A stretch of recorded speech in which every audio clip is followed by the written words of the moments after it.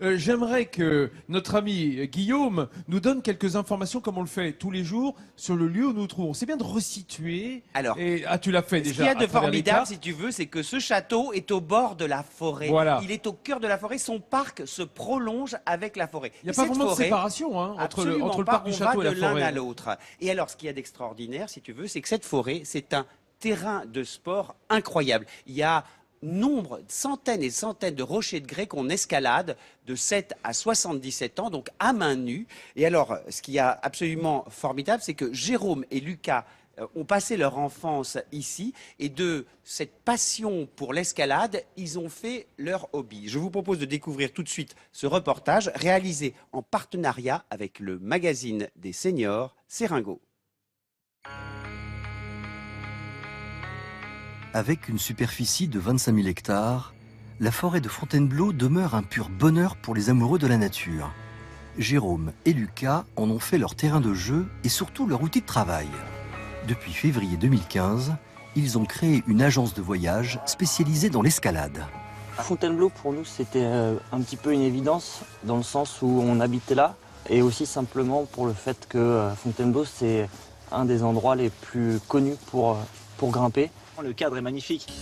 La forêt, elle est vraiment variée, elle est jolie, elle est assez sauvage et en même temps, elle est vraiment bien entretenue. Donc c'est un véritable plaisir de grimper à Fontainebleau et tous les grimpeurs du monde vous le diront. Et c'est ici que ces grimpeurs professionnels partagent leur passion lors de stages d'initiation ou de perfectionnement.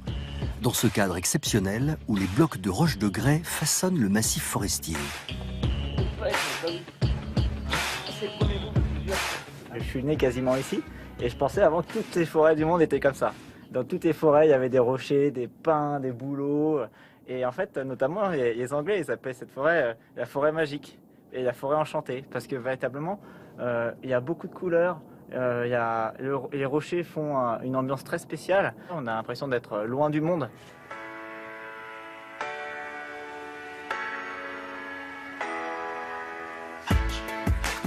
Après ce qui n'est qu'un léger réchauffement pour ces deux amis, direction le sommet du massif. Au fil de la randonnée, le paysage évolue, passant des forêts de pins aux plateaux rocheux qui dominent la vallée. On est au-dessus du chaos de bloc, sur vraiment la platière de grès. Du coup, c'est assez plat, il y a assez peu d'arbres parce qu'il n'y a pas beaucoup de terre. Et on est au bout du bassin parisien. Si on regarde tout là-bas, là, on voit Paris. Alors là, il fait un peu nuageux, mais la nuit, par temps clair, et ben on peut même apercevoir la Tour Eiffel. Donc on est à peu près à 50 km de Paris. Nazaré, hein. Il est où alors? Il est là. Alors nous, on va aller ici. Et nous, en fait, on est sur le chemin ici là, de randonnée. Ouais, c'est pour ça qu'il faut toujours faire un peu d'orientation. Allez, go! Et quand les deux acolytes ne transmettent pas leur vision de la forêt aux visiteurs, ils peuvent s'adonner pleinement à leur passion et se lancer de nouveaux défis. Direction le rocher Nazaré, un bloc que Lucas n'a jamais grimpé. Il est temps de rectifier le tir. Bien. Allez.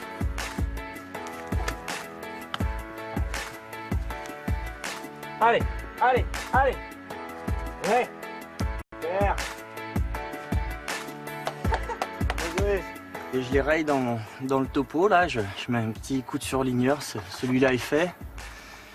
Mais là, c'est surtout un bloc que je voulais essayer depuis longtemps parce que j'avais pas eu l'occasion de venir et donc ça fait plaisir.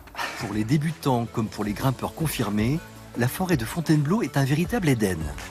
Une autre manière de visiter un cadre fantastique où la nature offre à ses visiteurs un enchantement perpétuel. Et vous pourrez évidemment retrouver ce reportage dans le magazine cette semaine. Dis-moi, Franck, Je vous dis tout. toi tu es un grand sportif, Oui. mais l'escalade je crois que tu connais pas. En quoi tu as été, j'ai entendu dire que tu avais été vice-champion d'Europe, c'est vrai? Oui, j'ai été vice-champion d'Europe dans un art martial qui s'appelle le Vovinam Viet Vo Dao quand j'avais 15 ans. Pardon, redis-le c'est encore. C'est vietnamien. C'est une boxe vietnamienne, quoi, on peut dire. Oui, enfin. Oui, c'est Non, un mais peu. pour schématiser. Hein, C'est ceux pour qui des nous coups de regardent. pied, des coups de poing et puis surtout des ciseaux au cou en fait, la spécialité. On va se tenir à carreau, dis donc. Vice-champion d'Europe, c'est pas rien. Ouais. Moi, c'était dans ma jeunesse. Et l'escalade, non? Non, l'escalade, j'ai fait l'initiation quand j'étais plus jeune, mais j'avais déjà comme passion le hip-hop et les arts martiaux, donc ça faisait un peu trop. Et puis dans ma ville, on n'avait pas de mur ou quoi que ce soit. C'est pas dans cette salle-là que Intéressant. tu t'entraînais à Longjumeau, dis-moi Franck. Oui, c'est ça. Ah, c'est ça dans le gymnase là? Ouais. Et ça, c'est une salle de gymnastique qui a été baptisée du nom de son acolyte des To Be Free, Oui, oui, qui Philippe lui Collet, bien avait sûr. été Lui, il a grandi. champion de gymnastique. Ouais, il était champion en équipe de France par équipe. Ouais. Et c'est là que vous êtes tous rencontrés en fait. Oui, bah moi je pétais dans les arts martiaux et puis Philippe était dans la gymnastique à côté. Voilà, on avait juste un petit mur qui nous séparait et on se rejoignait pour faire Adèle du faisait hip-hop. du sport aussi tout de même. Adèle, il faisait un peu de viette, un peu de gymnastique, un peu de ceci, un peu de cela. Et d'où évidemment cet engagement physique très présent dans Oui, votre, plus jeune, dans votre vie ouais. artistique. On va Exactement, dire. c'est ce qui nous a soudés, hein, en fait, c'est le rapport, c'est le partage du sport en fait qui nous a rassemblés. Ouais, parce que moi je rigole parce qu'en fait ce matin Guillaume Crozet a dit ouais Franck il pleurait tôt aux filles, j'ai lui cassé sa gueule, puis après il a lu l'affiche. Mais c'est pas vrai.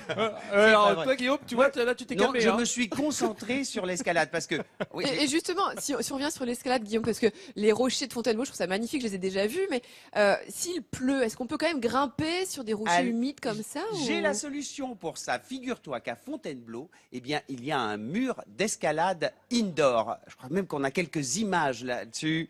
Voilà, il pleut, il fait froid. Eh bien, on va là. C'est là où s'entraîne d'ailleurs l'équipe de France de bloc.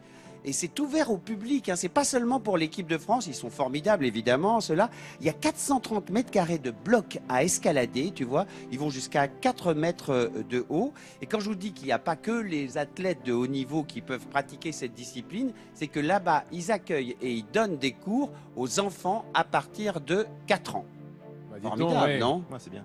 Faut pas avoir le vertige. Voilà, donc quand même, il pleut, on peut continuer à grimper. Alors c'est intéressant ce que tu dis parce que toute cette semaine, les Bellifontins nous ont dit c'est en cette saison que les gens viennent du monde entier pour escalader parce que c'est là que la pierre fait est la froid. plus adhérente. Voilà. Et mais alors l'état des doigts des grimpeurs, non mais c'est extrêmement dur hein, comme discipline. Les doigts, hein. les avant-bras, c'est un rapport poids-puissance excellent. Hein. Alors un petit cadeau pour Franck parce que vous qui êtes sportif, il y a un endroit dans ce château qui est un des endroits les plus anciens, et bien c'est justement la salle de sport. Alors ça n'est pas n'importe quoi cette salle de sport, c'est la salle de jeu de paume. Elle a été construite en 1601 pour le plaisir du roi Henri IV. Elle a été incendiée plus tard. Elle a été reconstruite en 1732. Regardez, c'est absolument incroyable. C'est l'un des 3 seuls jeux de paume qui soient encore en activité en France et c'est la plus grande au monde. Et alors en plus pour les visiteurs qui viennent au château, hein, c'est dans la cour des adieux, à l'entrée du château et on peut y aller même sans visiter le château. On peut commencer par visiter ça, c'est formidable. Et alors il y a un truc formidable, c'est que le jeu de paume, ça a donné naissance à un nombre d'expressions incroyables. Vous avez vu, il y a une galerie le long du cours et c'est là que vient l'expression épater la galerie, puisqu'on épatait les jeunes femmes qui D'accord. regardaient absolument. Tomber à pic, par exemple, eh Oui. bien, c'est aussi une expression qui vient du jeu de paume. Quand la balle tombe à pic, elle tombe contre le mur. Contre le piquet. Exactement. Tomber à pic. Une dernière expression, jeu de main, jeu de vilain. Ça vient du jeu de paume. Pourquoi? Parce que autrefois, les pauvres ne pouvaient pas Se payer des s'acheter- raquettes. Exactement. Oh, c'est jeu incroyable. de main, jeu de vilain. Formidable. D'ailleurs, non je pensais que le jeu de paume c'était avec la main, non? Alors, au début, vous avez tout à fait raison, ça se jouait T'as avec pas envie la de le main à contredire, l'origine. Et en plus, non, seulement je ne le contredis pas, mais alors tu sais, il s'y connaît parfaitement pour tout ce qui est sport, mais il y a des choses qu'on ne sait pas de lui qui sont absolument extraordinaires. Tu sais qu'il a un rapport avec la littérature, ce garçon. Mais c'est pas possible. Alors, Qu'est-ce que j'apprends lui, comme ses Ouais. acolytes des To Be Free, ils ont pris des conseils de danse auprès de la veuve de Céline. Ah carrément. Donner des cours de danse à Meudon et qui est toujours vivante, qui a 104 ans. Ouais, Lucette des touches, exactement. Oui, on faisait de temps en Lucette temps des touches. des dîners et puis on échangeait des termes techniques entre elle, la danse classique, et nous, le hip-hop. Voilà, c'était plutôt sympa. Formidable, non? Extraordinaire, Franck Delay.